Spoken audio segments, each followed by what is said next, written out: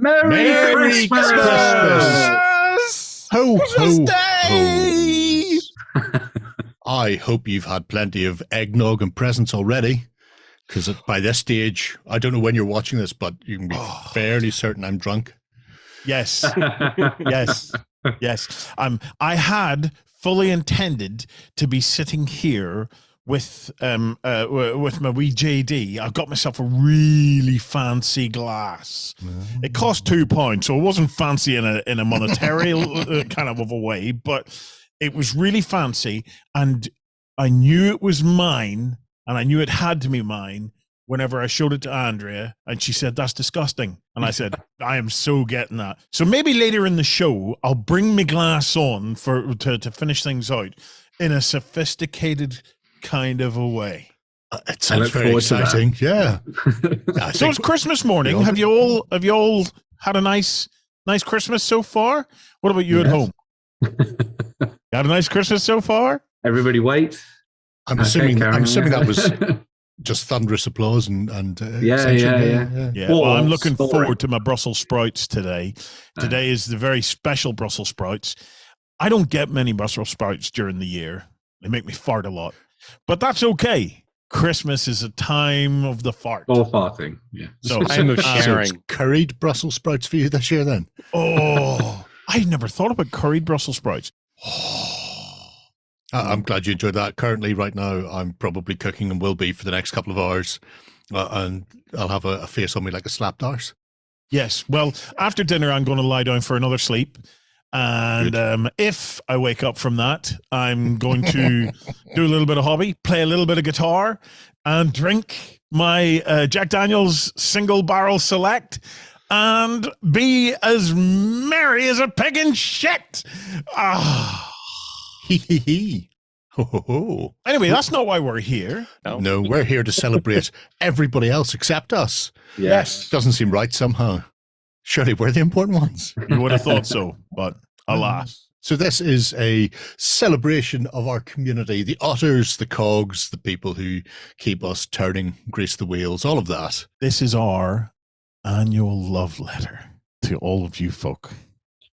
It's a beautiful, beautiful love letter that we've decided to single out some of you. Obviously, you're all amazing. Some are more amazing than others, as that pig once said. And so through a complicated process of whittling, voting, judging, conflabs, arguing, slapping, and eventually bribery. Yeah, well, bribery always works. We've managed to come up with a group of cogs that I think are indicative of our collective across the board, and we've split you up into various categories, and then we picked our favorites.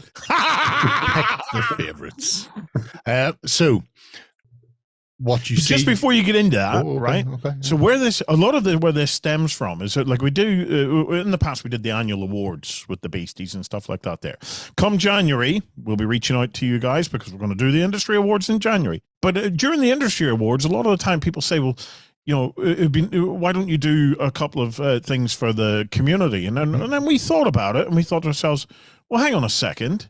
You can't just do a couple. You need to do a lot. So we have separated it out, and that's why this XLBS / love letter to the Cult of Games community. So if you're not aware, behind OnTableTop, there's a cult. It's called the Cult of Games. And we and the members of the Cult of Games are the cogs behind the OnTableTop. And this is what we will now, from henceforth, call the Cult of Games Community Awards.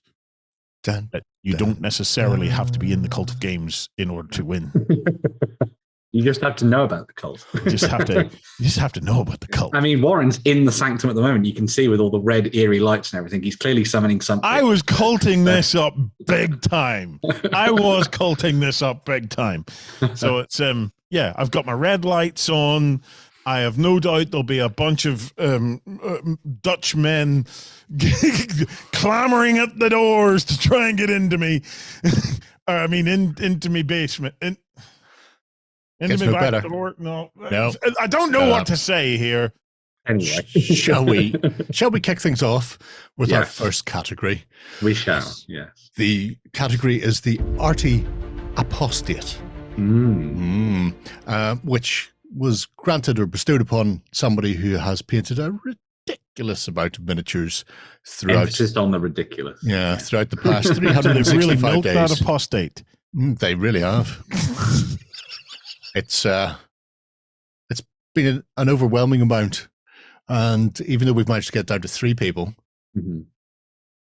there were many, many more who could have gone in here, and it was tricky enough just to get it down to the 3.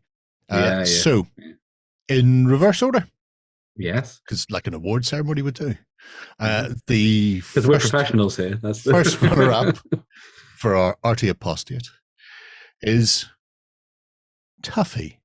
Yes. Yeah, Tuffy! Merry Christmas, my lass! Woo! I will say Tuffy really does lean into the ridiculous amount of miniatures. I mean, Darkest Dungeon by itself is like 100 odd miniatures. That was insane. Yes. The Cadia stands, that was an army box that arrived one week and was painted the following week. And generally when Tuffy does anything at all, it's to excess, I think is the phrase. It's get in, get out the paints and get them on the table in no short order. And you can see there the whole host of things that Tuffy has worked on, not all throughout this year. A vast majority of them are 2022, though, to be fair. There's an awful lot that have come from this year. Yeah. And even when they're older projects, often they've got bits and pieces tacked into them from this year as well. So things don't get left behind. But yeah, our first runner-up and a well-deserved runner-up, Tuffy. The one thing I wanted to say about that as well is that it's that really nice emphasis on getting stuff done to play games with. It's because so many of us have, as you know, we call them now piles of potential and that kind of thing, or piles of shame, however you want to approach it. Potential. It's always potential, right? And very few of us get through all of that. And I think Tuffy sort of embodies doing that and getting it all on the tabletop and having fun with it. Because that's one of the big things is, getting paint on models, playing games with them, getting them on the tabletop with lots of nice terrain and all that kind of stuff as well. And it's great. You'll have seen it in all the projects we've looked at of theirs throughout the year. So yeah, very good indeed. Corking stuff. Our second runner-up, and in no way languishing behind Tuffy. No, the runners-up are at the same level. Oh, yeah, Yes. Yes. Yeah, everybody's equal except one who's more equal than the rest. But equal, but plus one. plus infinity plus one is Horus, the War Master. Yeah. So Horus 500 has, throughout this year, done. You'll see there's less projects here, but in no way, shape, or form are they any less full. Yeah, it's specifically that 2022 through to the 22 miniature log. Yeah. I can click on it. So yeah, Horus has been hammering out quite a lot of stuff, even in this past month. They've been stonking amount of miniatures coming front and center for a whole host of games. Obviously, there's a certain Warhammerish theme, but also Oldhammer and I think Song of Ice and Fire. All sorts of stuff gets in there. Yeah. There's one of the things they said is that they'd originally got a whole bunch of those armies and they kind of languished for a while, and they were like, right, we just need to get through all of this. And so, as you can see there, spread out over the months of this year, we've had Lannisters, we've had Starks, we've had everything coming together on the tabletop, and it's been really fun to see. And the painting's great as well, which is always nice. And it's lovely big pictures as well, which is always lovely big pictures. Yeah. But there can only be one winner. Yes. Our artiest of all apostates for 2022. The apostatius. The apostulates. These are all cult words, yes. These are very much 100% accurate words. Is Doug the Fung. Of course. Dougie!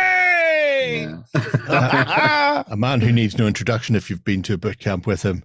But even if you haven't, he's generally lurking around there, fighting the good fight within the project system. A fierce amount of projects completed throughout the year and added to, and it's just, it's constant. It's like a conveyor belt of miniatures just That's Miniatures just nuts. go in one side and out the other side comes Doug with a whole host of projects. And not just the fact that he gets a ton of painting done within them, but generally he also has a whole narrative with them as well. I don't think I've ever seen him just go, here's a unit of X, and then moves on. It's like, here's a unit of X, here's all their names, here's where this guy lost his eye, this guy Here's over here. Their backstory, here's their new mission that they want to complete, all that kind of good Yeah. stuff. It's amazing. It's the kind of person that you look at their painting table and see it's all bare plastic, and then you look away, and then you come back, and it's like, but ding, it's all done. Yeah. and it's a whole Galvy bucket load of stuff as well. It's not just sci-fi, historic, or fantasy. And there have been some people like Chaos Corker and Alfonso and all sorts that who just, they push out lots of miniatures as well. But they tend to focus on one or two sort of more specialized areas. Doug is he takes the blunderbuss approach to gaming, very much like myself, a man after my own heart. He's one of those creators or one of those community members where you've seen the progress in their painting and the style and how it's developed and how it's changed. And True. The amount of terrain he makes as well is phenomenal. And it's just really nice looking at all that stuff that's come together. It's very much one of those things that gets you sort of hyped up for your own hobby, because you look at it and you're like, oh man, if Doug can do that, I can do it, surely, Apart from our congratulations, John has in his hands Listen, You big can in see him. everything. You can see everything. There you go. Check that out. So this year, we actually have made you, with our own hands, Cult Somebody's of hands. Games Community Awards that we will post out to our winners. So Doug the Fug, there you go, my man. That is your award, and you can put that somewhere where it'll cause maximum embarrassment or whenever family members walk past it and you go, hold it up again, John. I really like it, man. I think that's going to look amazing on people's walls. And I will just say on behalf of the team, if any of you at home ever want to create something like that for us, would always be lovely to receive an award. I will accept cash in lieu of awards and thanks to Yes, bribes will do. Tanks and battle mechs for me, thanks. That's all. Yeah. Congratulations, Doug the Fug. Right, what's our next category? So next up then is Ftang. That's cool. Ftang. Do you want to explain this one, Ben? Yeah, sure. So this one was a kind of all-encompassing sort of award, essentially, that was given to something that was created that was utterly amazing and took our breath away. So it could have come from any sphere, any genre, any game, but we've narrowed it down to 3 projects that we think were just like, oh, amazing. So yes, This is probably one of the hardest ones to pick. it really was, because so many of these popped up elsewhere, and yeah. You're just going, this is just mind bending. And our first mind bendor is Rick Yard. Yes. And I'm not sure who picked this one. Was it you, John? No, I don't know. That was me. I went through in great detail, analyzed every submission. Okay. There's so many pictures of Warren sat at the desk with his head in his hands. Thinking, that makes the sense. amount of work that I put into this was The amount of extraordinary. work. And let me just say, okay, if at any point during this show I look surprised, I'm not. But the mega battle that Warren chose then. Oh my God, yes. Presumably it's because of the mixture of pictures and words It's there. Warren. definitely that, and not the fact that it's Middle Earth. But yeah, so you may remember this from a com spot that we did actually not that long ago, really. True. But over the course of the last couple of weeks, month or so, this has just blown up into such an amazing project. I love the comic books. And if you go up, Jerry, just go up 2 seconds. Keep going. There was a siege thing going on there. Oh yeah. There, look, and there's a hole, and it's a goal. Yep, exactly. That's the one. And I love all the little check marks, all the little play kind of thing over it. It's awesome. You've not even noticed the dead Mimikill. And there's a dead mimic. Yeah. Yeah, it's this pink elephant here lying on this hill. Which was just a whole other level of madness, but yeah. A lot of people, like we talk about a lot of the time, we really like battle reports and showing off games in play and all that kind of thing, because that's one of the big things that we love seeing. It's like it's completely laid out. Oh, poor guy. It's Barbar's had a bad time. But anyway, the thing that was that really sold this one as a runner-up was just the amount of pictures, the amount of detail, the fun elements to it that have been worked in, like all the little quirky jokes and that kind of thing. And it was a case of them basically sitting down and being like, I have all of these models. We should just do something with them. And so they dived back into Lord of the Rings Past and Lord of the Rings Present from Games Workshop and created an absolutely amazing mega battle that I don't even think is done. I think there's still a little bit left of it to go. So it's definitely one of those that's going to carry on for a while, I think. But it's up to turn 13. It's taken a few days / weeks. Yeah.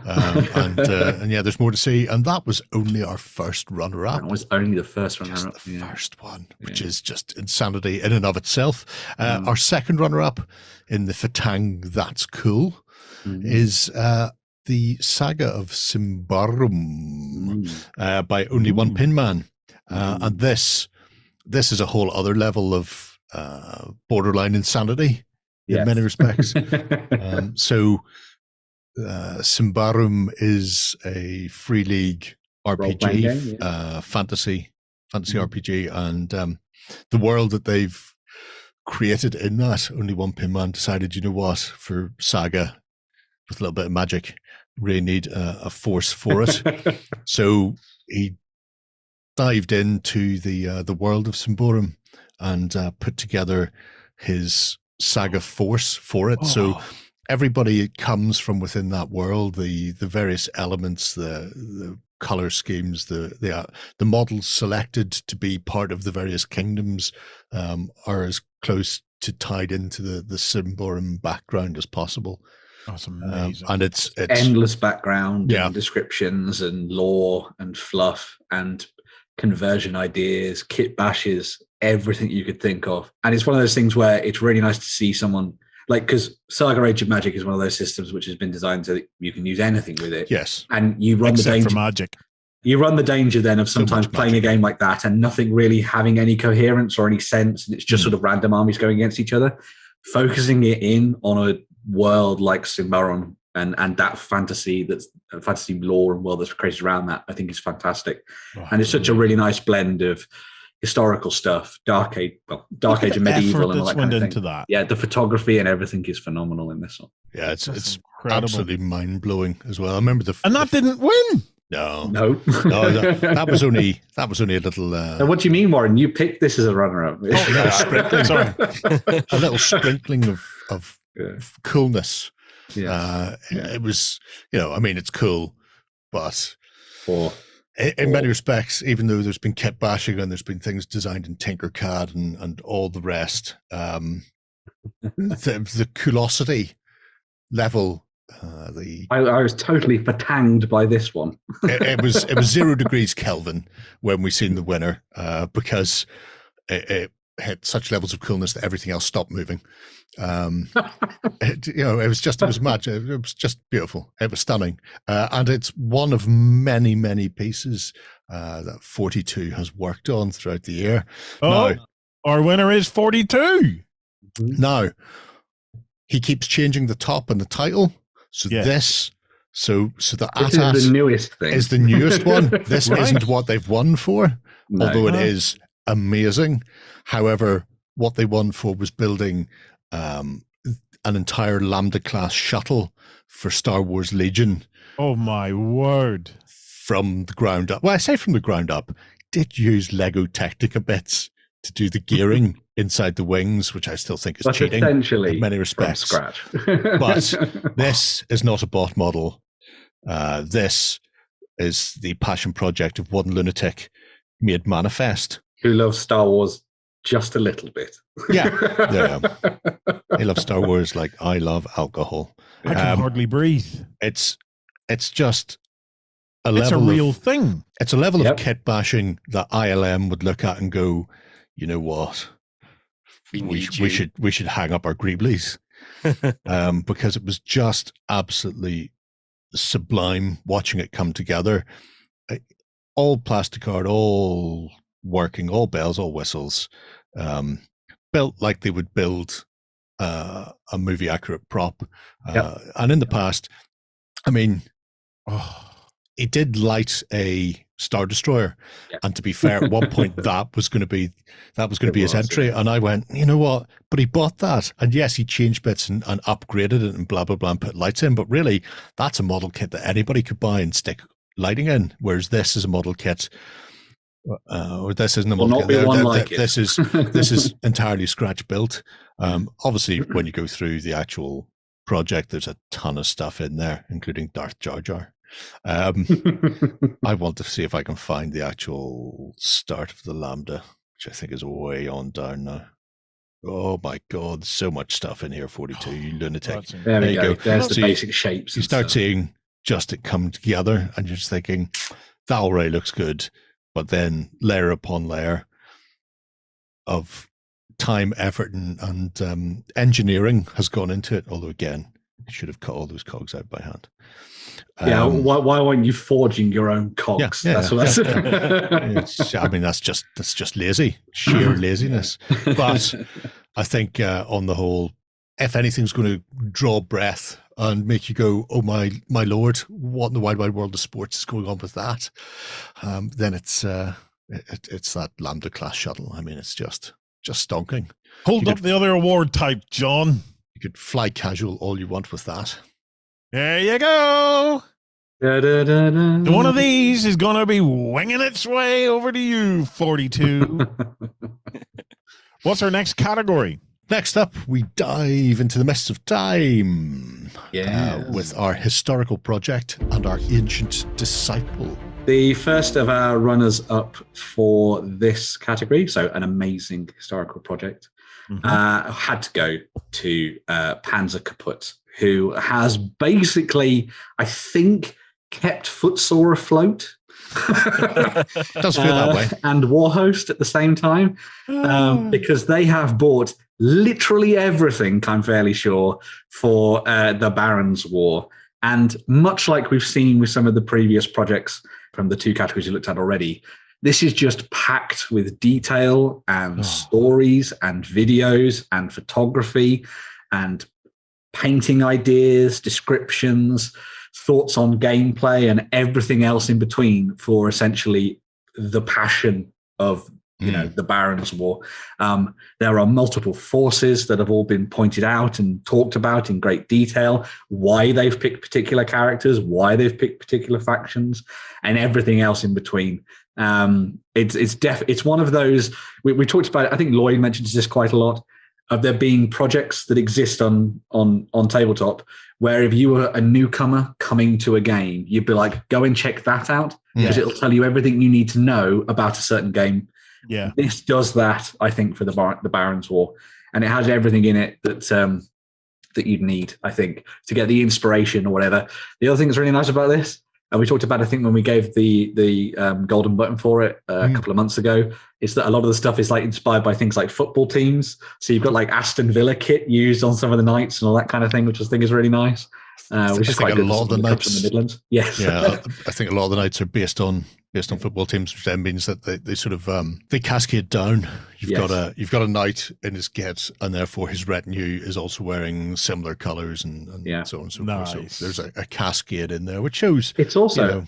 I was going to say, it's also a perfect sort of representation of the amount of times that football teams go through their managers. It's like heads of state in medieval Europe just getting killed all the time, and everything else. So very true. And it shows that even though it's historic, you don't have to be super anal about picking every single. Every color does not need to match perfectly. You don't need to spend days and weeks if you don't want to research. And the project is an absolute thing of beauty. Like when you look at some of the photographs of the Knights all ranked up and stuff like that, it's just incredible. It is incredible. Definitely, really is. Yeah. It's definitely So worth having a look who's at. our second runner-up? Well, if people were paying attention, they would have seen him on the XLBS a couple of weeks ago.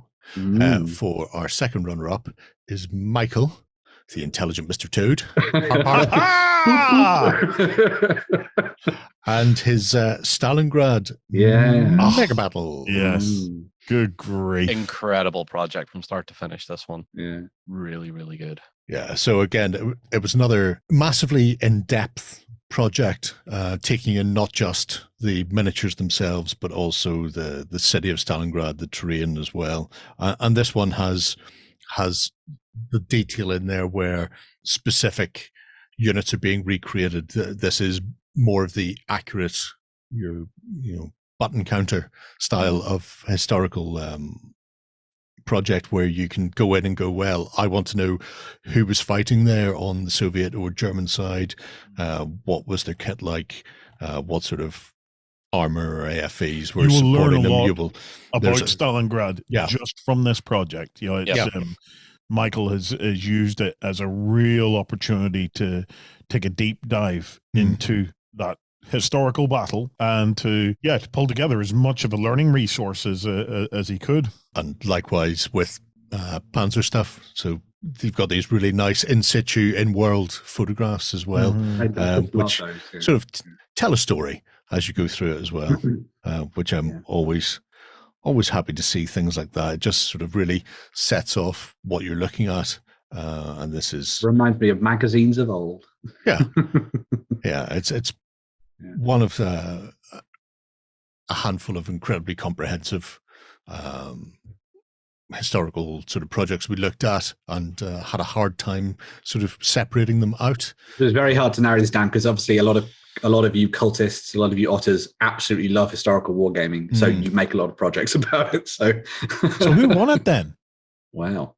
Yeah. Well, this one was well, I'm not going to say I fought for it, because obviously it was a collective team effort, but you know, I'm taller than everybody else and get to stick the head in. Yeah, Jerry made a good case and stuffed me in a bag. So, but Sir Humphrey has been working away on Ottoman Turks for a while now, and this list contains so much, or this project contains so much from the army lists themselves, where the game system that they were planning on playing didn't have a comprehensive enough army list to support the period and specific forces that they were getting involved with. So they ported over lists from another game and then made them work. So you know, if you're interested in playing something, they were going, okay, well, we'll go in there and dig out things like the Wargame Research Group, DBR lists, and then make them work for this particular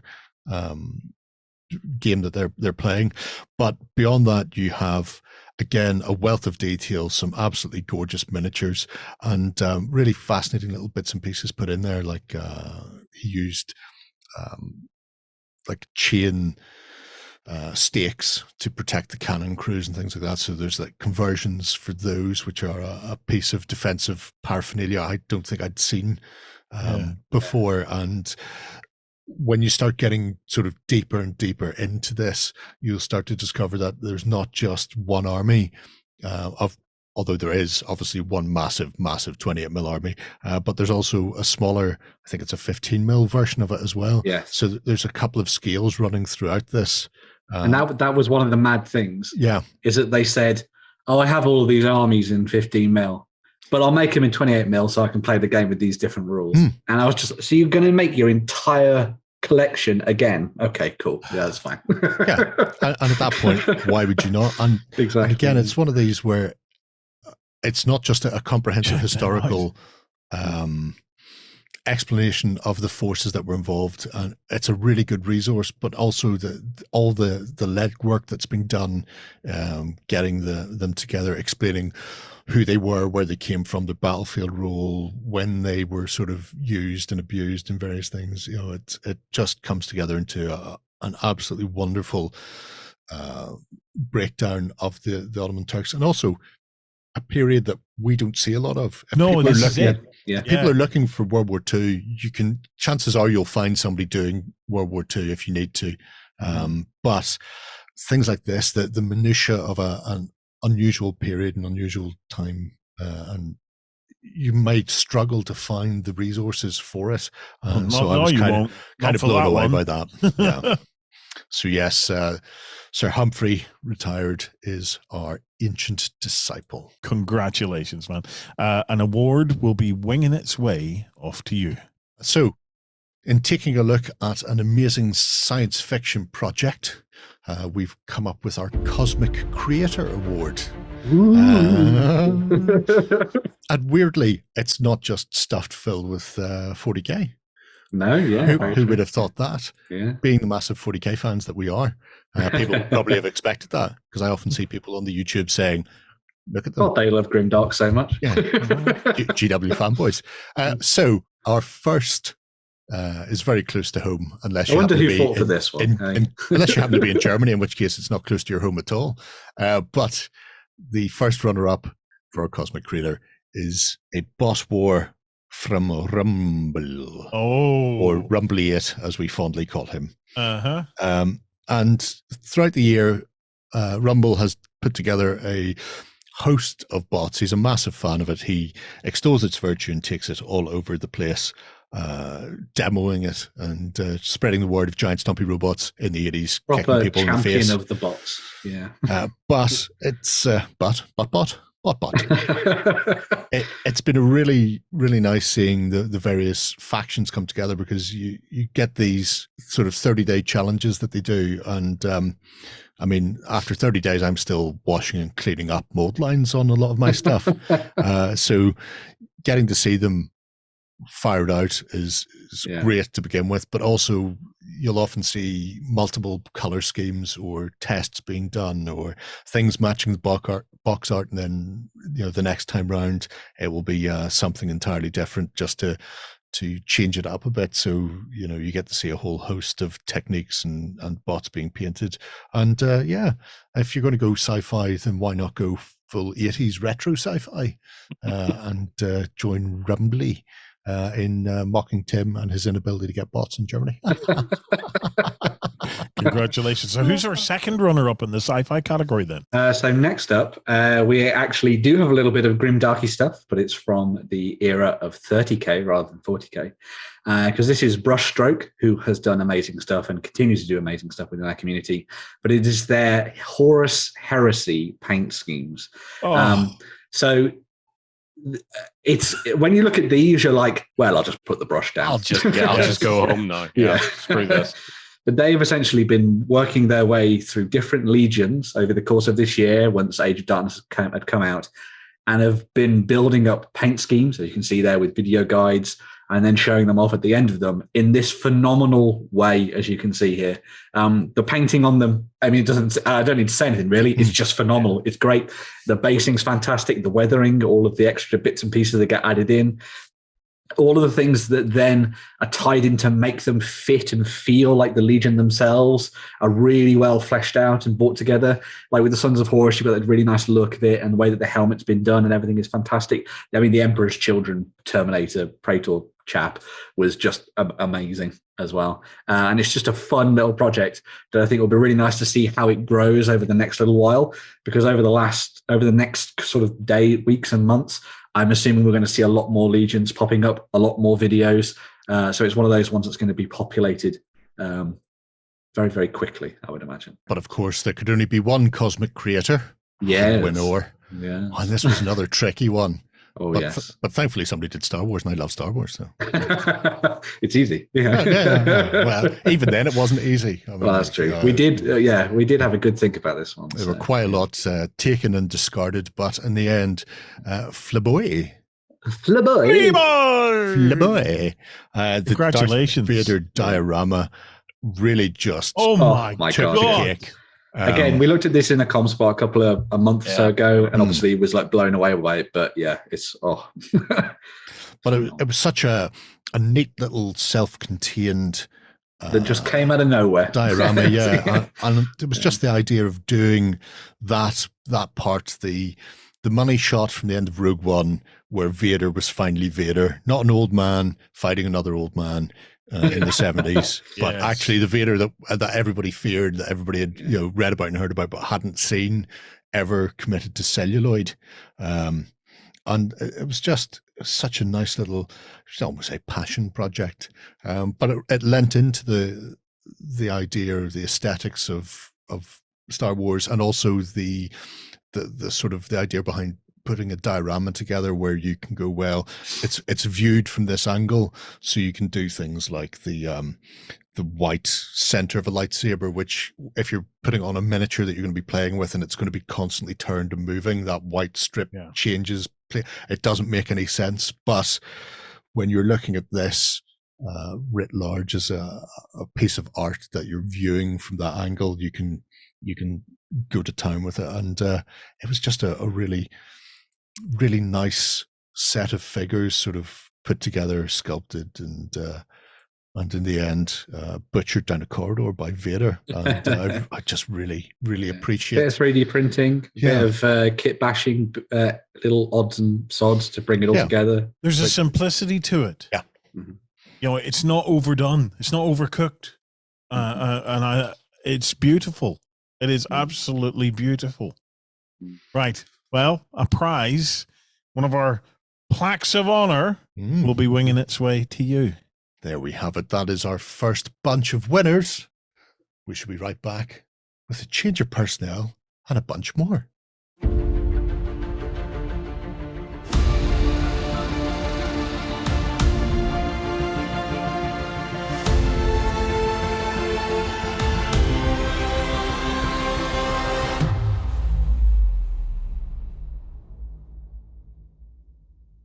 Okay, we are back, and it's all change here. Hello, Shay. Hello, Brother Lloyd. How are you? Hola. Enjoying your Christmas, I hope. I'm all decked up, ready for Christmas. Yeah. Apparently so. That's a frightening look. I got my Crimbo lights up. You can't even see.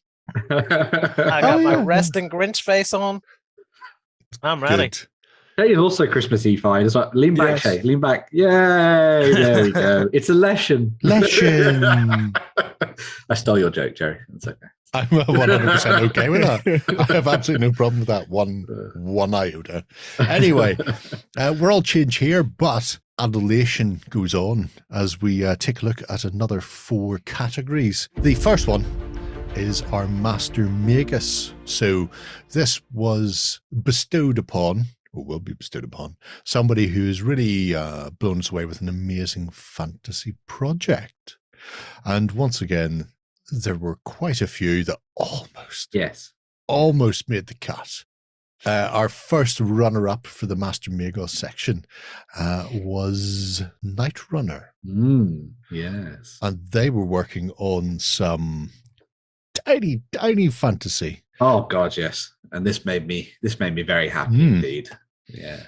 I was a big fan of this for several reasons. One, tiny fantasy is always good, clean family fun. 2, you look at it and you're just going, well, War Master's amazing. Obviously, it works for fantasy battles and stuff as well. So the fact that they're all square based off is great.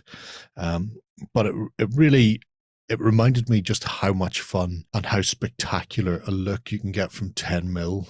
Yes. The grand melee, the massive hordes of infantry and chariots. Pomp and ceremony elements of it that you see when everything's laid out on the tabletop and everything's painted up lovingly and all that kind of good stuff. Yeah. Because whenever you're looking at things like, I suppose, rank and file games, in 28 mil, you might have a chariot or a couple of chariots, whereas in 10 mil, you can quite happily do multiple chariots across the board, whole divisions / regiments, looking absolutely spectacular. And you're going, okay, that's good. But then you start seeing some of the other madness that they did, like the conversion work as well as the paint work.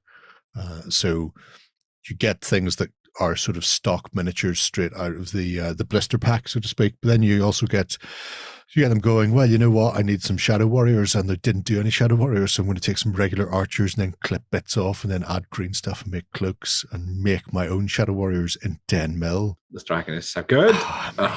Yeah. We will. Well, I'll show you the dragon since you're Gee whiz. still in very virtues. And also just a random 10 mil fellowship, which is great anyway. Is that the same 10 mil fellowship you've got? It is exactly the same one.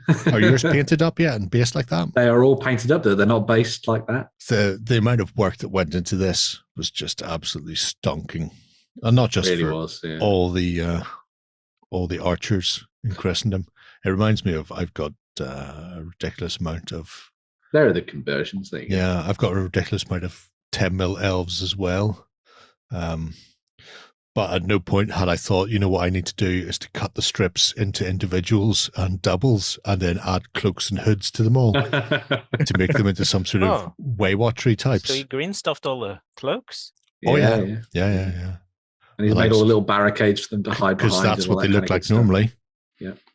In just rank and file with armor on. High elf archers, yeah. And then that's the conversions. Cloaks added, bows realigned. It was just sensational. It was enough to bring a tear to this crusty old Git's eye. I mean, you know, in a way, Age of Sigmar never could. It just can't. It's not happening. But yeah, and I mean, in another year, another time, another place, that may have been enough to be our winner, our Master Magos. But alas, there can't be more. I mean, we're already into Age of Sickening here. Oh. Nice stuff we're looking at. Huh? I see what you did there. Fear not.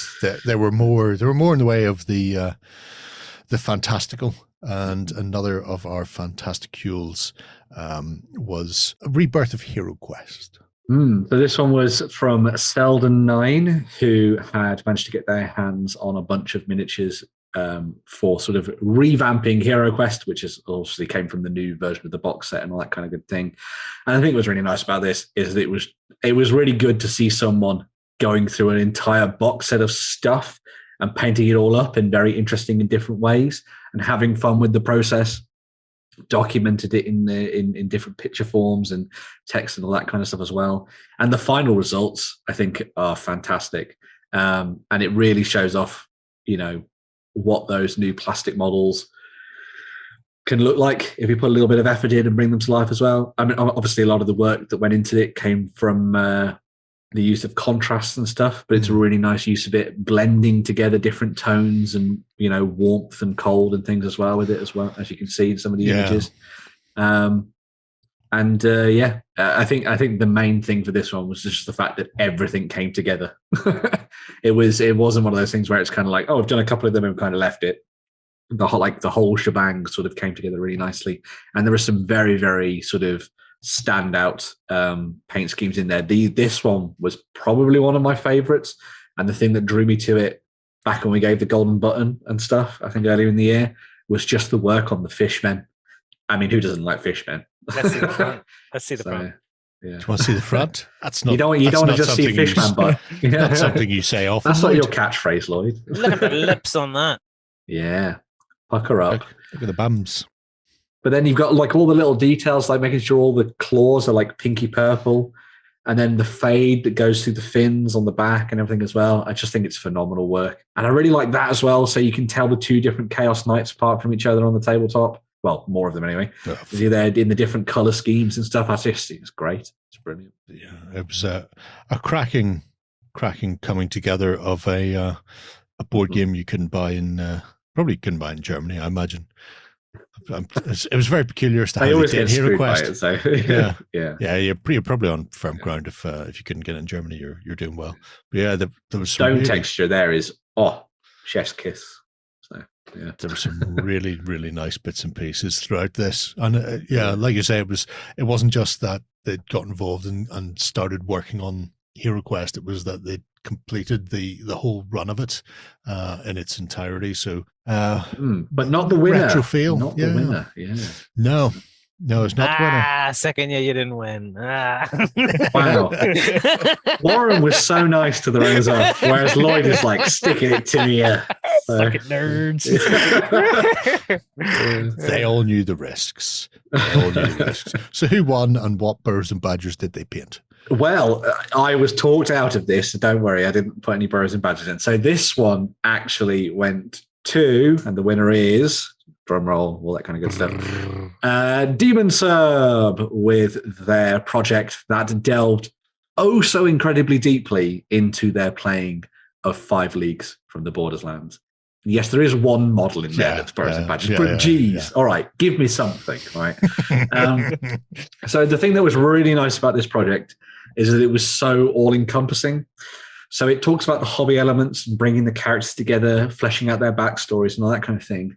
But the big thing that sold it for us was this focus on the battle reports and the storytelling and building on all of that. Because, I mean, this is a big solo game for you to dive into and have fun with.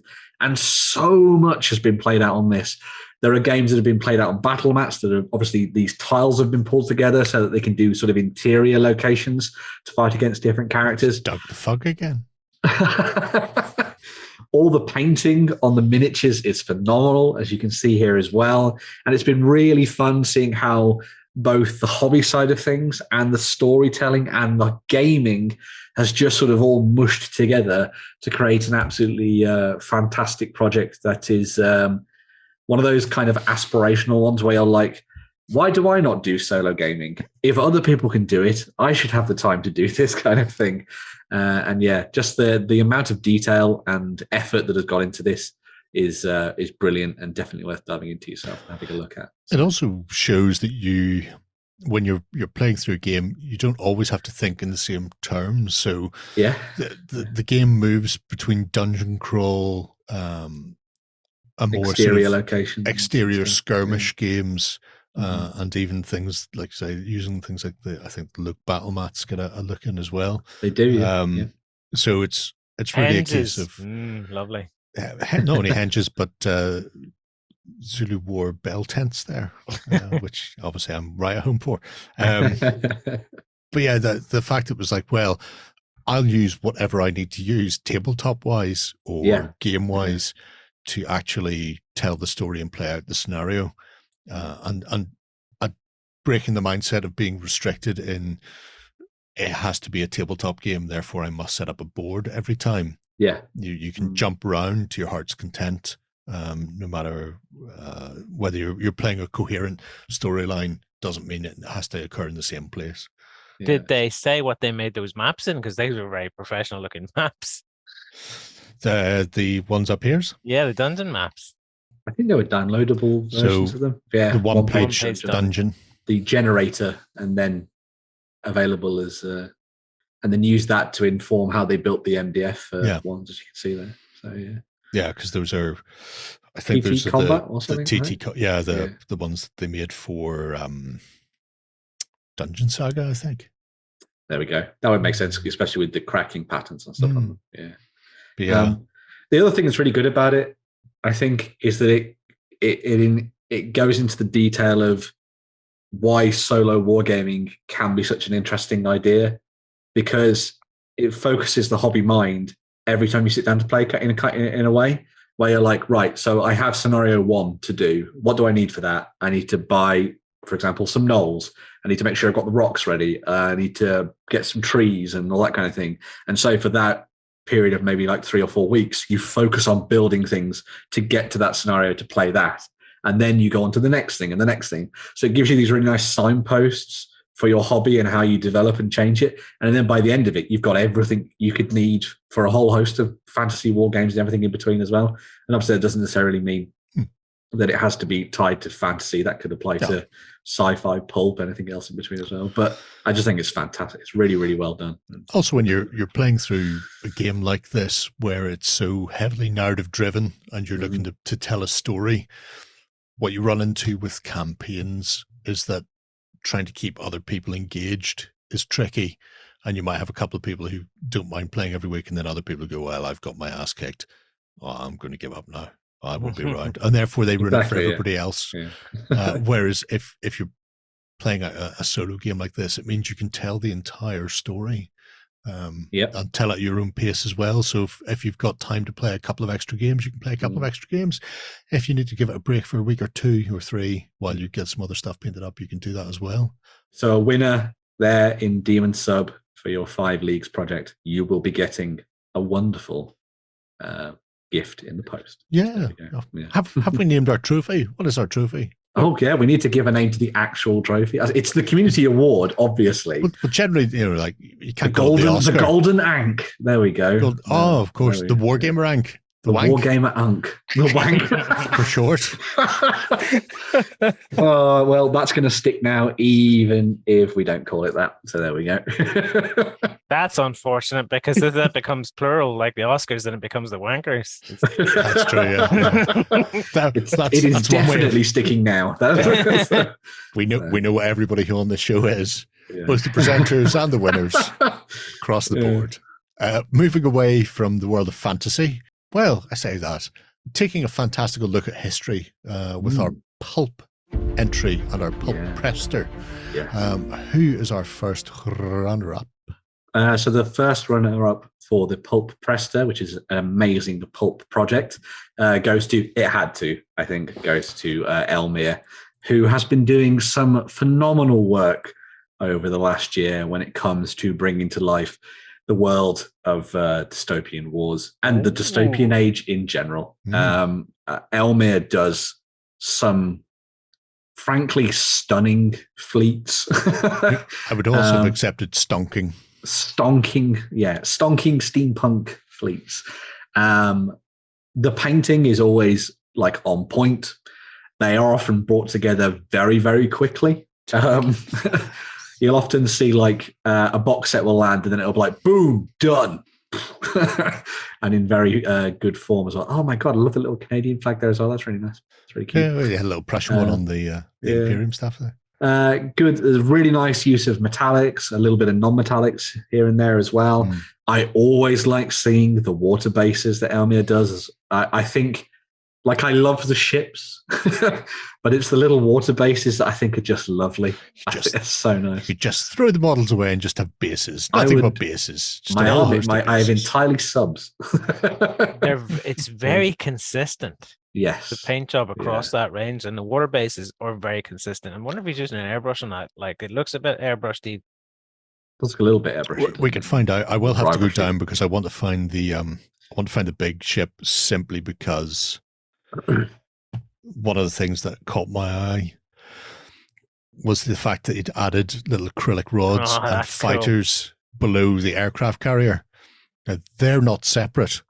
That means he's had to go Dremel them out of the base or something. Find one of these bases, Dremel them out, so he has actual little fly things. They come on SRS bases, don't they? Yeah. They're not individual things, and that in and of itself is a whole other level of madness. But absolutely stonking work. There's lovely highlighting going on here. Yeah, really nice highlighting, shading, good detail work on things like the planks on the deck, where the aircraft take the deck and stuff. I like it's something that I think we've mentioned when we looked at these work before. The way that he's done various shades and tones to the planks, so it all feels natural, because obviously it's come from different parts of the tree and different trees and that kind of stuff as well. All the power and energy coils and that kind of stuff are really nice.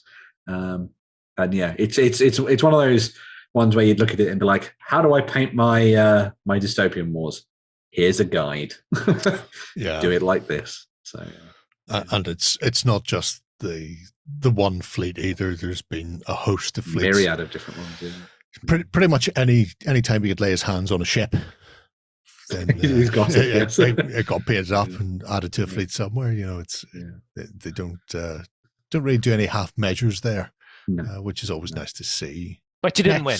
Didn't win. No. Our next Pulpy is a bit closer to home, though. Yeah. So the next runner-up goes to Chaos Gorka, who we did mention earlier as being one of those people that has come very close in categories, and has been painting prolifically, as we mentioned. But this is for their work on Marvel Crisis Protocol, because... hello. Yeah. Thanos, baby. But yes, a lot of work has gone into the Marvel Crisis Protocol collection and creating really fun and interesting characters. I think the thing that sells a lot of Chaos Gorka's work is similar to Elmir, the consistency of what they do, but also that particular style that is very noticeably Chaos Gorka, where things are very, in many cases, quite matte. Yeah, I was the way just looking at they- that going so, super yeah. matte looking. Yeah. And it gives off that really nice comic book energy that you'd want from something like Marvel Crisis Protocol. And I just love seeing all the different characters put together in different ways and how the effects have been done and all that kind of good stuff as well. And I think there's probably quite a lot of very happy people out there who who receive stuff from Gorka, because I know he does a lot of commission painting and that kind of thing. It's just so clean. It's just fascinating seeing all the different characters, because one of the nice things with the Marvel Crisis Protocol range, So happy. yeah, my fist. One of the nice things about the Marvel Crisis Protocol range is that it covers a huge variety of different characters that are all very different in color and style and look. True. Yeah. Everybody's so- got their own unique yeah. palette. And so Chaos Gorka has to step in and be like, okay, so how do I apply my style to Captain America, and then apply my style to Loki, and then do the same for, War Machine or Iron Man and all these kind of things in between. And I just think that it's been fascinating seeing all of this come together, and this really nice showcase of essentially the miniatures line and what you can do with it if you put your mind to it. Going to get a girder yeeted at your head, as I believe the kids say. Yes. All right, Yeeted. Shane. Yeah. But there can only be one weather. There can only be Yeah. one Pulp Prester spreading the news of Pulp to the masses. And this year it is Hutch. Yay. And Hutch had several things going on. Every time I turn around, Hutch is creeping around in the background doing bits and pieces. It's classic Pulp. It's H.G. Wells, old school Victorian sci-fi, War of the Worlds, fighting on Mars, wearing pith helmets. It's all good. And there was so much going on in this. Right from the get-go, the Victoriana is really nice in and of itself, but there was such a wealth of additional pieces done. So you have your flora and fauna of Mars, shall we say, to put the bits and pieces on. There was just an amazing project across the board as he sort of rebuilt Mars from the ground up. And I'm always a fan of that. Look, Lloyd shots. Yeah. And do you recognize the Lloyd shot animals that those British cavalry are on? Oh, are they the creatures from the Clone Wars arena? They are. Yeah. I think Reeks Yeah. is their name. So the fact that he's using, I think this is a slightly smaller scale. I don't think they're full 28. I want to say they're possibly 20, maybe 15. Anyway, 20, It looked a bit smaller when the Yeah. when the cavalry was beside the dice. but going off and finding the bits and pieces to put together your unusual Victorian sci-fi force. So digging out, Wizards of the Coast pre-paint Star Wars stuff from the old D20 game, and then sticking a load of British fellas on the back, or a tank that looks like it's come from Ramshackle Games, and all of these little sort of bits to add to it was just a delight to see, including, Prussians with clockwork gyrocopters. Oh my That's god. amazing. You would not want to hear that slowly ticking down behind you, would you? It's like the TikTok man. The problem with having the key on the back is you can't wind yourself up. That's true. Yeah. And at some point, you're just going to find yourself surrounded by wheelies and trapped in Oz. I'm just saying. Yeah. But yeah, the whole project is beautiful. But you also have this sort of the battle reports, the running big battle narrative report, throughout yeah. it, and the whole host of photographs that have gone with to show you how this is all sort of tied together and coming together. It's a corker. There's our big table. Show me that. I mean, look at that. It looks like one of the Victorian flying boats that somebody like things in the basement or whatever does. Yeah. Then they yeah. looked at it and gone, you know what this needs? This needs legs, because why fly when I can crawl across the Martian Like desert flying like a ironclad creepo, kind of things. Yeah. like a creepy thing. Yeah. But yeah, this is something that Ronnie Renton piped up with Mantic recently, going, there aren't enough alien trees for alien worlds in sci-fi games. Yeah. And it's something that you don't really think about, but not everywhere has got the same oak leaf and birch and all the rest that we have. So having some sort of weird baobab, red, creepy trees just stuck on your face is like is Arizona flowers and trees turned up to 11 kind of thing. Yeah, 100%. So it was just really nice. And I mean, when you think of Pulp, this is very Pulp. Victorian sci-fi is, I mean, if it's not the granddaddy of Pulp, it can't be far off it. I mean, that's a daring paint job. It's all good and good. That is, I'm fairly certain that is definitely a Ramshackle Games. It looks like it, yeah. Tankette creeping over armored steam engine, maybe creeping over the Martian dunes. I haven't come across the Martians yet. I think they're further down. We can't leave before we see Martians, for goodness sakes. Oh my God. We go all the way. Although I think a lot of this is actually just the clash between the Prussians and the British, isn't it? I think. But yeah. So where they've gone, we have taken Mars, but now we must defend it against our foes. There's a massive airship. I think we can see it a little bit in the background there and stuff as well. Oh, so good. Need to see more of this Victorian sci-fi stuff popping up, I think. There's a lot of companies that do elements of it, but I don't think anyone's ever gone like full in. So it'd be really nice to see some people. Nobody's gone full Martian. No one's gone full Martian. Yeah. So there's always really good stuff and fantastic battle reports and everything in between as well. Martians. Here's our Martians. I gotta get me some of these. Yeah. Look, chasing poor people out of their houses across their fields as they blast their brains in. Yeah. The chances of anything coming from Mars are 1,000,000 to 1, they say. Just remember to sneeze on them. So. Anyway, Hutch, well done. Our Pulp Prester for an amazing Martian pulp sci-fi project. Yep. That's a mouthful, isn't it? It really is. Cut that down.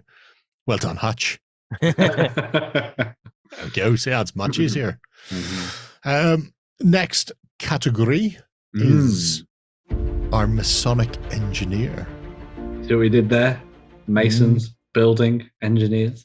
See, we're on fleek. We took a long time coming up with these names. You would be shocked. And who's our first runner-up? Is it somebody we've never heard of before? Interestingly, it's actually Hutch. We did say that Hutch has showed up in a lot of categories. Well, he's a runner-up in the Masonic engineer category for creating an amazing piece of terrain. And I don't imagine that many people will say he doesn't deserve to be here when you see the absurdly awesome gladiatorial arena that he put together, painted, built, and used to play out a classic game of gladiatorial combat. There we go, as requested by me. So, play a massive game of gladiatorial combat on the tabletop based on an old set of rules. The thing that was really nice about this is that the actual sort of he didn't necessarily have to build the whole stadium. No, the arena around it. You just need a hex map. You just need a hex map. Yeah, but he went, I'm going to take a big old arena and I'm going to build that kit to play my games in. But then I'm also going to 3D print dozens of civilians and nobles and soldiers and then paint them up and put them around to have a proper crowd while I'm playing my my gladiatorial games. I think that's great. There's a splitter sitting right there on his own. It really is. Can't trust them. Yeah.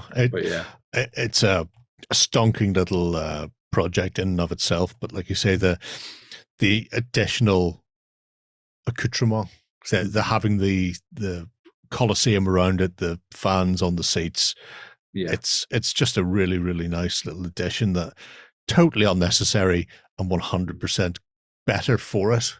Has he cheated us though?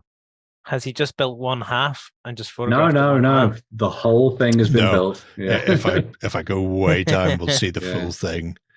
The other thing that's really nice about this, and I think it's really good to see, is that I think sometimes you're tempted with ancient stuff. Oh, it's Jerry. I think that sometimes you're tempted when it comes to ancient stuff to paint it in the way that you see it nowadays. Exactly, yep. So you're tempted to be like, oh, I'll just paint it in like stone and then I'll leave it. But he's actually gone in and done all of the red painting that would have been around the bottom of it. He's done the big top all it. So, very reminiscent of Gladiator, obviously. And the moments where he was fighting in the, not in the, fighting in the shade. That's a different thing. That's the Spartans. Yeah. And your massive statuary around the back end and all the rest. I mean, it's just, I love the it's dog just beast insanity. as well. I mean, of all the things, the scaled Colosseum dog, which they had in ancient Rome up until recently, is particularly good. But things like that, having the ropes, the seal work above it, which I suppose it's didn't need to do, but it didn't need to do it. Yeah. It really didn't need to. I mean, why would you do that? But it adds both an air of authenticity and archaeological accuracy to your Colosseum, which is very important when, once again, you only need the hex grid to play out the game. just to reinforce that, you just need a hex map. But no, I'm just going to build an entire. How does he get photos of anything down in the arena? How does he get close-ups of minis? I think it's levels. It's all can he take the levels about off? the levels. Like, how does he get the camera down into the actual arena to take photos? He does it through the arches from the other side, because if we look further up, there you go. So there's a lot of set the camera in or take the camera through an archway opposite. That's why you've got a lot sort of from across looking at the peasantry and that sort of thing. But yeah, just stunning, absolutely stunning. Oh, good. And there's me begging. Before you got dragged into the arena, Oh, it's all 3D printed as well, isn't it? The arena. Yeah. It's just an excessive amount of architecture. I feel we really don't need to be seeing that amount of architecture. And yes, we have. So well done. Yeah, amazing work. But you didn't win. You didn't win. This is the mean segment. Yeah, I got my Grinch jumper on. That is true. Yeah. Doesn't have to, but he chooses to. The second runner-up for the Masonic engineer category belonged to another person that we have seen pop up already in the show. Winner, in fact. A winner, yeah. So this is Doug the Fug, 1644, who, as we said earlier in the show, spent a lot of time really putting in the effort to build everything that you'd need in order to play a certain game. And that could be through building narrative or models, and painting and that kind of thing. But the stuff that I really loved was this project that was all about scratch building Frostgrave terrain. So they have used everything that you would normally throw into the recycling in order to make some stunning pieces that just kind of blew my mind, because it's the kind of stuff that I used to do when I was really young and we were at Warhammer Club and that kind of thing, and then kind of fell out of because I wanted to buy the miniatures. I didn't want to buy the terrain piece and that kind of thing. But then you see how you can kind of envision what this was before, and now you're like, oh, that's just a castle wall. And it's just the little tiny things that have been done here and there that suddenly turn a bit of packing material into something really fun to use in your skirmish games on the tabletop. And I think Doug is, the premier member of our community at taking bits of crap and turning them into something amazing. So the walkway was a really good idea. Yeah. To really change the shape of that. Yes. And it hides that sort of weird initial silhouette of what it actually was. Yeah, exactly. It alters it enough to stop you just recognizing what it is straight away. Yeah. To be honest, I still couldn't tell you what it came off to begin with. Oh, I can tell you that it's some sort of packing thing. But yeah. Once he stuck that walkway on the top of it, it wasn't apparent when I first looked at it. It didn't twig straight away. It's suddenly ancient ramparts of an old castle in Felstad, which Look at those paints marching out to war. Those, oh my god, the like little palisade wall style things that they did. It's just cool. Just cocktail sticks stuck all together and turned into something nice. I think it's barbecue skewers. Probably is barbecue skewers because they're probably bigger, aren't they? Yeah. So you're about to use them a little easier. I always like terrain like that, but it always freaks me out when anybody brings it down to the club because I'm like, are you going to fall over onto that? You're going to impale yourself. Not yet. Maybe next time we can. I will say the reason that this particular project was picked was because this one focuses entirely on the idea of creating terrain for Frostgrave, essentially. But there are lots of projects, as we saw earlier in the show. There are, in all of the other projects that Doug has done, there are more scratch-built terrain pieces for like Stargrave and all sorts of different things as well. So if you're looking for some really interesting tips on scratch building terrain, that is definitely a place to go. So very cool. Yeah, absolutely superb and a well-deserved runner-up or first loser. No, as Warren said, the runners-up come in at the same level. Okay. Just some are better than others. But our winner for the Masonic Engineer had to be, well, it didn't have to be what it is. Jerry was like, "Oh, we should definitely have this." Yeah, 100%. It's Lovecraft 2020 and their Mordheim terrain, which I absolutely adore. Both the look of it and the expanse, and it's a similar sort of situation to our previous runners-up in that they're putting together a whole host of various bits and pieces to populate a tabletop, in this case with a very singular focus of Mordheim / other games. So it could be used for things like your Frosty Graves, but just the consistency of the builds I really like. I like the oil weathering, the sort of the rough hewn, dented, smashed up pieces going together, and the use of balsa. Perfectly. Is it balsa? It's not a coffee store kit. No, because you've got your various thicknesses, and balsa carves down into these really nicely. Well, that would explain how he's got the wood grain on so easily.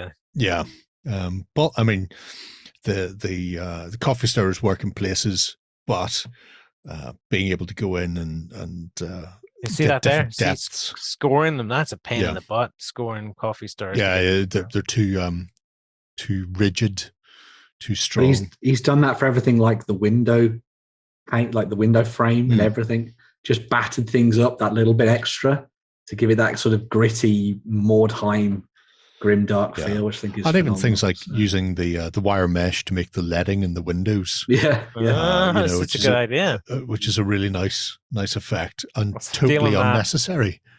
Oh yeah, 100%. Definitely on there like a hairy, scary thing. But yeah, the work that's gone into building the Mordheim terrain over the course of the past sort of year has been absolutely superb. And you get your regular acknowledged, accepted things that you will have, your half-rune building, your half-rune blah, blah, blah, your tower, whatever it happens to be. But then every now and again, there'll be a piece in there that you're just going, I wouldn't have thought of doing that. I wouldn't have thought of having a odd-shaped, non-square house. I wouldn't have thought of doing the weird round tower, which all of a sudden, when you've got a lot of rectangular or sort of geometrically shaped buildings, you've got a lot of straight edges and corners going on, and then all of a sudden there's a big round tower. It really sets it out as something different within it. I love the XPS foam bricks. It's just a delightful project. Gotta cut individual bricks. But that's how you get really nice individually runed stonework.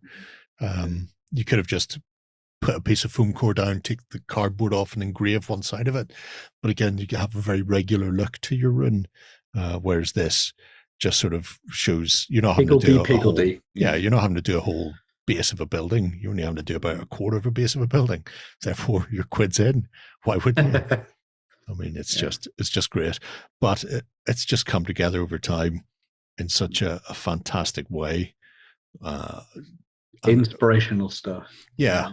It makes me want to, use some of the massive amounts of foam core and balsa that I've been hoarding for years for this very purpose. Yeah. But then once I use it, then I can't use it for anything else. So I don't. It just stays there in sheets. So I'm going to live vicariously through Lovecraft 2020, and the fact that they are cat is all the more impressive because no opposable thumbs. But even things like that. I mean, that weird brickwork at the sides just looks great. The orc head on the stick outside as well. It's better than one of those Keep dodgy out little green griffins or skins. whatever. Yeah. And I love the foam core that's just been bashed in with a rock to give the damaged plaster look to it. Nothing is fresh, nothing is new, nothing is shiny and ready to rock and roll. It's all been through the mill. Yeah. And as such, it looks absolutely superb whenever you see the full sort of things come together. Lovely jubbly. It's a time-consuming labor of love, I would say. Every shingle individually cut. Oh, that's a time sink right there. Oh yeah. I mean, there's no shortcuts taken in here. At no point have they gone, what I can do? I can use just a strip of card and cut triangles along the bottom ridge. And there we go. We'll overlap them and hide it. No, all of it's individually done and grimed up to a T. That's our fantasy, our pulp, and our builders. All Masonic engineer finished as well. Yeah. We have one more to look at for this little Sousson of awards, and this is our Neophyte of the Year. Ben, what's this all about? So this is for a new community member on the OnTableTop site who has made a big impact and done some good shiz. And this goes to not even any runners up for this one, just a winner. And we have as the winner for this one, little drum roll. I feel like I've been very inconsistent with the drum rolls. We have Bex, who is the winner for this year. It's not because of Moonstone. It may be because of Moonstone. But Bex showed up on the site this year as one of our registered members, already on over 2,000 XP, which shows they've been getting stuck in and having fun. But they've created a variety of different projects that talk about the whimsical and the fantastical and everything in between, and designing really interesting things like painting up entire warbands of stuff for games like Moonstone, then building all of the terrain to go alongside it, talking about diving into Frostgrave and making dioramas and vignettes and everything in between too. And it's just been really fun to see someone dive in and make good use of the project system. And then there's David Bowie and his crotch. There's some highlighting. There we go. It's been an awful lot of highlight. It's like whenever you see those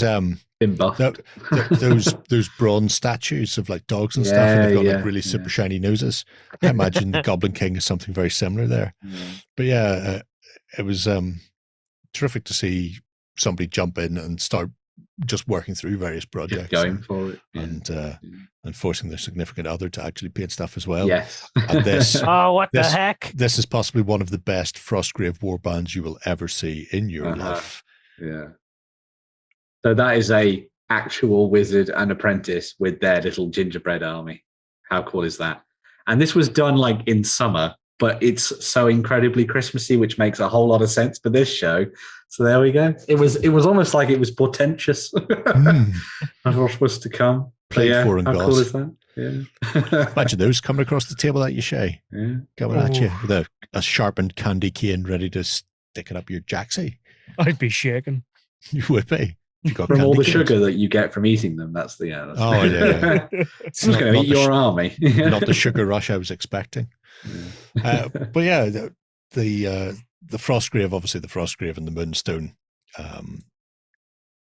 projects themselves are very They're great interesting. fun to look through anyway. A lot of stuff going on. And I want to say her partner has also got a project somewhere.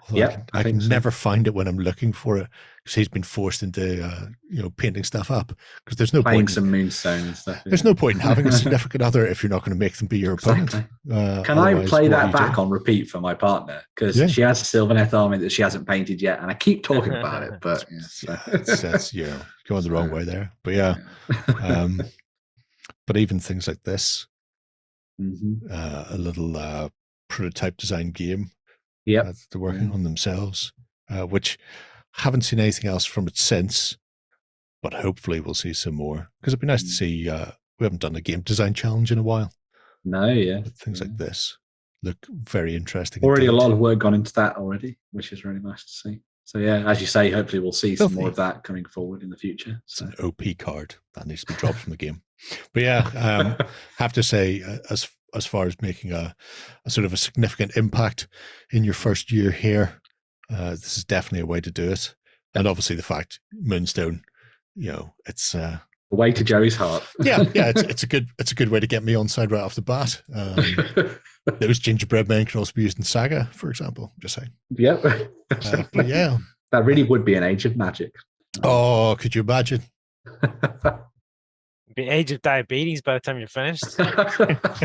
Still imagining. You put me off my imagining. Imagine Terrible the diabetes.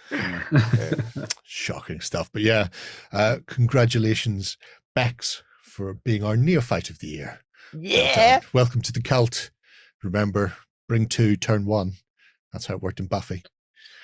Right. We are going to take another swish.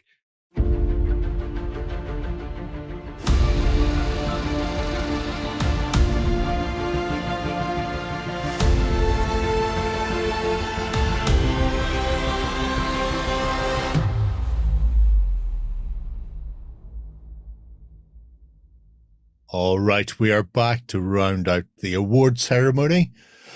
And then get people very close to Christmas Do you dinner. want to see it?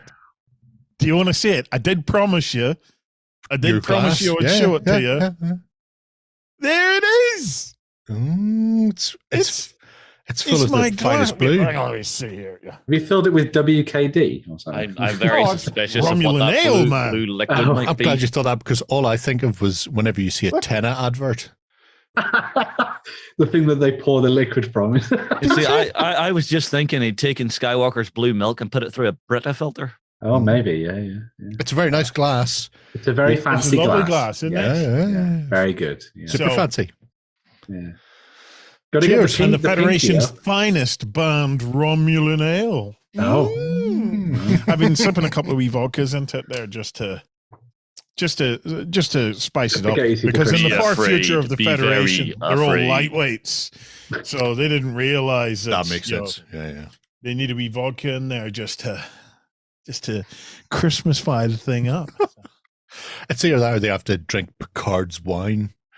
Who wants to drink Picard's wine? Oh, yay. More wine, Picard. Thanks. Yeah. Gotta love Thank Christmas, you. man. Tastes like vinegar. Yeah. Gotta love Christmas.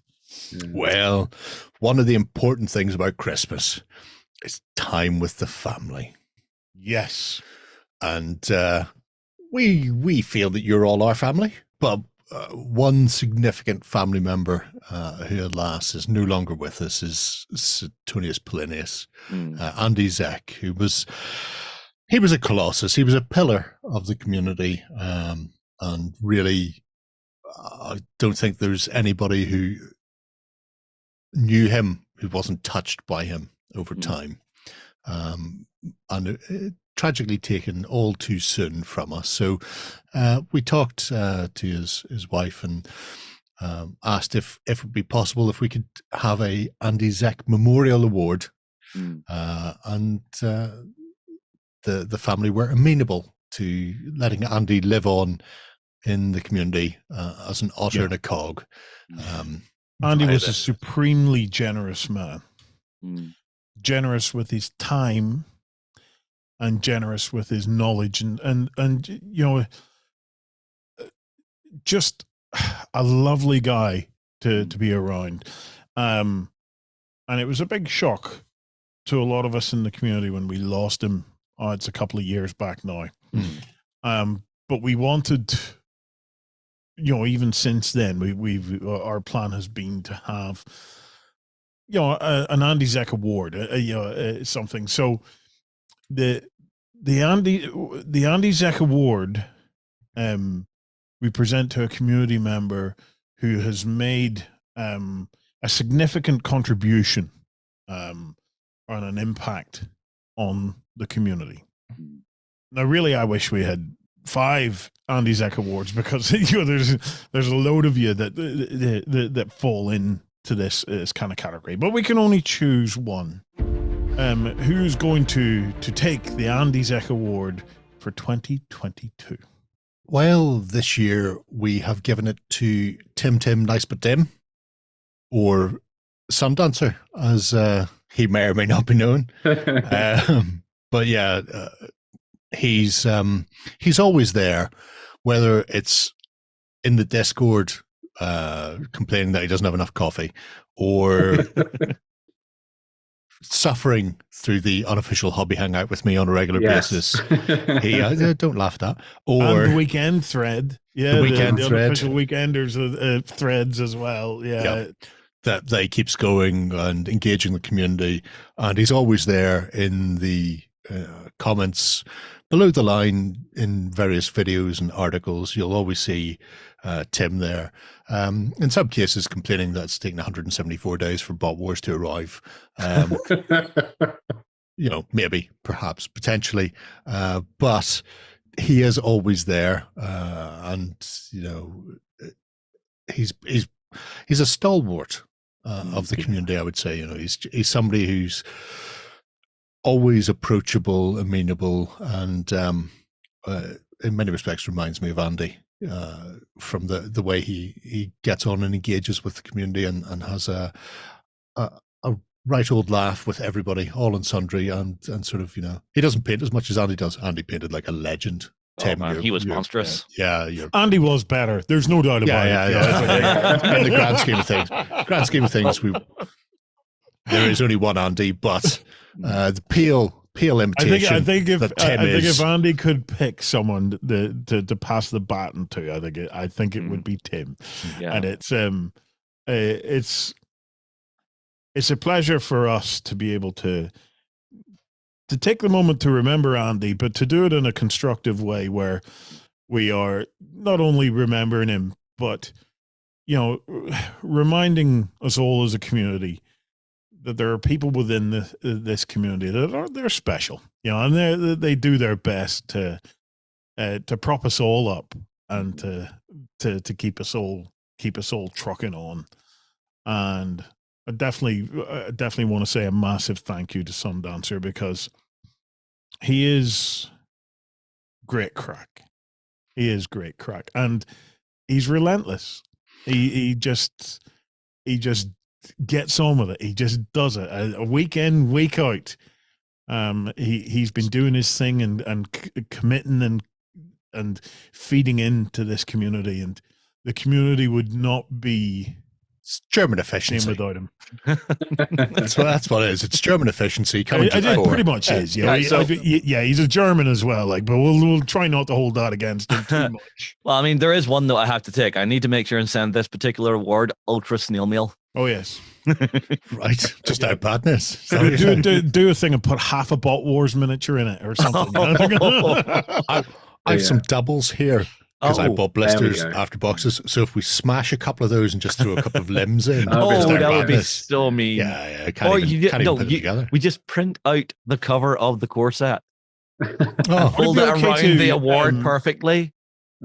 Would it be okay to quickly mention just some other folk? Yeah, of course. Yeah. Ben, do you want to kick off? Yeah. So there's someone that I think we should always give a little bit of shout out to, because they do a lot of work for us all the time.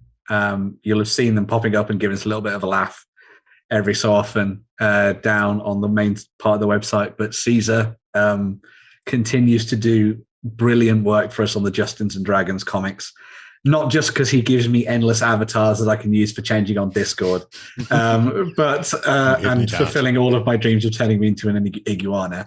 But there's always really funny things that he puts together that all make us laugh and pop up every so often on the site, and are just great crack and remind us of exactly why we do what we do, and all the fun moments that we have. So it's a nice little way to look back through things that have happened over the year and get a reminder of why he's an incredible asset to the community. And it really is a pleasure to have him among us. It totally is. It's also important not to listen to anything Caesar may offer up as an idea for things to make me do, by the way. I'm throwing it out there now in case you get a message after this. I'm not saying you will, but if he says that maybe Jerry should do X, ignore that, move along. Have you already had that conversation then? No. Justin, do you want to say a wee word about Horatio Noseblower, mate? Honestly, one of the things I love about our community is just how much love they show the entire team. And Horatio, Santiago, you are one of those people who make doing this kind of gig well worth it. Every year we're seeing that lovely little gift miss thing coming through from you. It's always gamey and thoughtful. And it's moments like that you open the box and it's just like, it warms the heart and it really makes doing this gig worth it. So I want to say from myself and from the team, a huge, massive thank you to you, sir. I'd like to take a moment to thank another one of our members who unfortunately very sadly passed away this year, and that was Recon 63. Recon was our Australian buddy, and every year we got the Great Anzac Migration, which was 1 or 2 huge boxes full of Anzac biscuits, heart-stopping cookies, and all the amazing licorice. Yeah, Jerry you usually got what, at least 10 meters of licorice? Oh, he got his height. And it wasn't too much. It wasn't too much. No. Again, it's like I was saying, there are those community members that are just, they show their love for the team, and it is so appreciated by all of us. And every one of these members, engages with all of us within the community, and it's and it's really nice because it's been an opportunity for us to I don't know, to experience other cultures, to experience other people from different backgrounds and things like that. And that to me will be one of the longest lasting and the most valuable aspects of the whole On Tabletop Beasts of War Cult of Games thing, is that it opened the world to me, and a world of people that weren't. Whoa! We almost got through the show. On this Christmas day. Warren, how many vodka did you drop in that last one? I just wanted to tell you all that I love you, and it's been an absolute pleasure to learn about so many people and their backgrounds and what makes them tick, and the skills and the passions and all that they have. And and it's been such a relief to have shared this time. And hopefully I'll get to share a lot longer, but to have shared this time with people who are truly, truly worth it.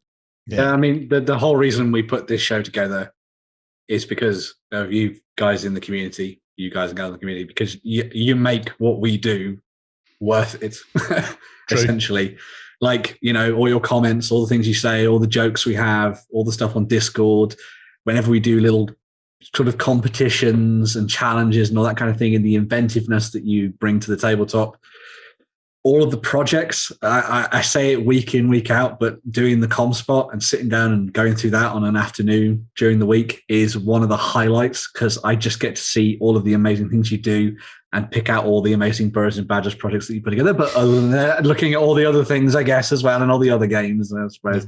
But yeah, you're always incredibly inventive and generous with your time and things like that. And yeah, brilliant. We also have some of those community members who, at the drop of a hat, will step up and actually give us an assist when we need it. I mean, Tough Ears, you are a prime example of this. Whenever we're doing live streams and we need a quick admin, you're right there, not just for us, but for the entire community. Always there in Discord as well, chatting with everyone, saying good morning and all that kind of good stuff, which is always Medieval nice. Mondays. There's just too many people to talk about, really. That rounds out our love letter to you guys, but we have one more important task. This is a hugely significant point for all of us. As many of you'll know, the honorary Grand Master of the Cult of Games was the incredible Sir Sean Connery. We have Sir Sean here with his fez on, custom fez for the Cult of Games. Sean, unfortunately, passed away as well, we believe. And that means that his baton is also going to be passed on. So we are now going to announce the new Grand Master of the Cult of Games. Now, it's their official title is Grand Master of the Cult of Games, whether they like it or not. It's an important It is important. note. Yeah, and you have to understand, these people don't know that they're going to be in the Grand Master, but they are. That is what they are. So Yeah, Jerry, we don't do this like the Oscars. Yeah. Jerry, I don't we get left slapped it by to other your people. capable hands to choose the new Grand Master of the Cult of Games until the next one. And I think I've picked a particularly subtle, a gentle person to slot into that role. Somebody who will bring sunshine and flowers into your lives on a regular basis. I'll assume someone who typifies what it is to be a cog. Yeah, along with creeping unknowns, haunting horrors and skulls. It is Boris Volosyn. Boris is the mighty Boris. The man, the myth, Boris the legend. is our leader. We are easily led. Boris is our leader. We are easily led. Oh, Boris, it's so nice to have you as our leader. Me and Jerry promise not to kidnap you too hard. you say that, but there's a fairly good chance I will be kidnapping you. I mean, now is that for sculpting or for pints? Or both? Both is an option. Why limit yourself? I would have to say. When you look at Boris's work, apart from the fact that I own so much of it, oh my God, there's a ridiculous amount of it. Boris, as just as a sculptor, is, I wouldn't say he's beyond compare. There's a lot of great sculptors out there, but Boris is constantly doing stuff, and he's constantly doing weird, odd, bizarre, cultish stuff. When you need to see the Fellowship of the Rings, but gender bent, or when you need to see some sort of odd version of, a cave troll, Boris is there, and he's constantly doing odd, strange, wacky, unusual bits of work. When you look at his battery of sculpting, you just see just how odd he is.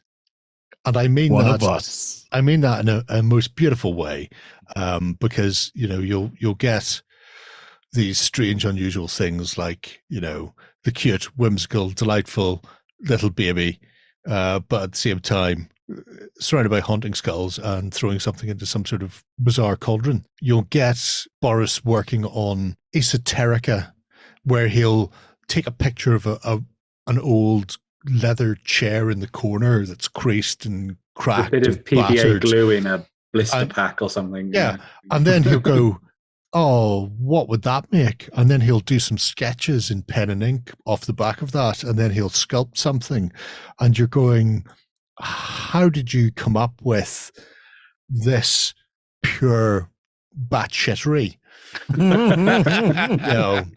It's just this strange way of looking at things, at life. One of the interesting things, if you go back and have a look at Boris's work, like in 2016, he has sort of a very plain chaos warrior, and then he comes back 5 years later, and it's no longer that bland, simple, proportions aren't quite there. It's this whole strange artwork that he's managed to put together, and he does this on I wouldn't say a regular basis.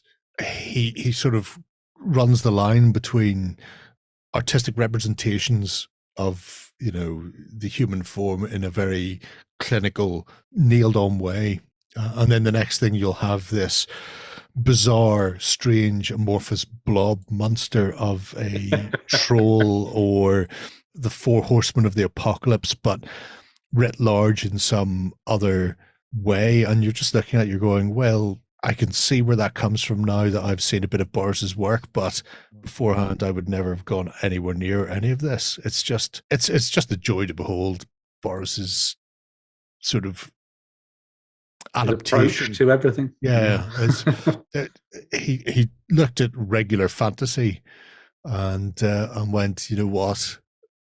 I'm going to chuck most of this straight out the window. Yes, bodies have 2 arms, 2 legs, a torso, and a head, but who says they have to be symmetrical or or let's chunkify those arms. there are models that have almost elephantitis of one side of the body, and you just wouldn't see it with a lot of other sculptors. They wouldn't blend and merge the proportions or stretch and make them sort of baffling to behold. But then at the same time, Boris will turn around and will put out, a plasticine sculpture or a bit of work that is absolutely no ifs, no buts, artistic. You will see sculpting human torso, sculpting human form, or doing sort of pencil or charcoal or ink artwork. He's seen where art lies and just went, that thin line between madness and genius.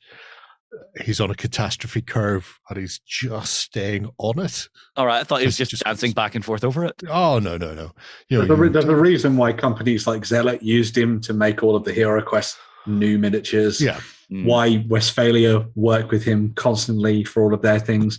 Why the people behind the Morkburg line sort of dived in and used him to create all the different characters for that. Nightmare models. Why the Cult of Games exactly is going to have Boris lead us through 2023. Yes. So no, it might be the end of 2023 before he finds out that he's leading us through 2023. That's okay, but there is the man. That's the face when you realize that's the portrait that will be going into the Grandmaster's wall. Yeah. And Boris, you are our champion, my man. It's like a lodge. Once you're in, you're never out. Exactly. And in that respect, our cult Grandmaster, God bless you, Boris, and all who sail in you. Right. I think that ties us up for Christmas Day. It does. It must be time for turkey. Oh, yeah. If you've been watching this while I've been cooking, you might be able to smell my burnt turkey. So, is that a euphemism? could go either way. Right. Turkey time, and then being the good son, I will help Mum with the dishes. Oh, I will. You can come around and do mine as well. Yeah. Or I'm not coming out from Newcastle to do no dishes for you. I walk away once the turkey is done. Once everybody's fed, I walk away and other people can deal with the detritus that I leave behind. Likewise, all of you can deal with the detritus of 2022 as we leave that behind and go into 2023. We will see you in January. Enjoy your Christmas, enjoy your New Year, and have a good one. And remember, beginning the new year as you mean to go on.